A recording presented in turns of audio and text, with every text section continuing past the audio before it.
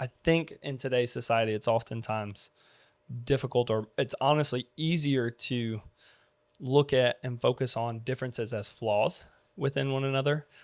Well, he does it differently, or she doesn't do this that way, or doesn't love me this way. We've talked in the Yeah. podcast before about different love languages and the way we feel loved and the way we show love, how different those things can be.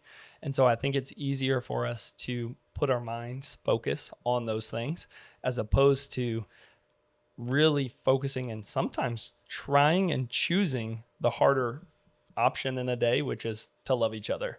Like I said, unconditionally. I think that's the question, and some people might challenge that. Like, what do you think about that?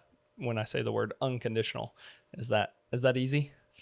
It is. I mean, there definitely has to be times that people can feel frustrated when maybe, especially like we've talked about love languages before, we've talked about spender versus saver, we've talked about all of those things, but there's type A and type B people, and for the most part, opposites attract on all of that. And so, just the same way, the way that you feel loved is one way, and your spouse is another way. And so, that can be challenging because you may not feel like you're loved unconditionally, but it's like you are, Sure. and I think that that's why we've talked about so much that those things are just so important to know about your spouse so that you Yeah. know that they love you. They just might not be always showing it in your way, even though knowing is the whole point so that they can show it in that way.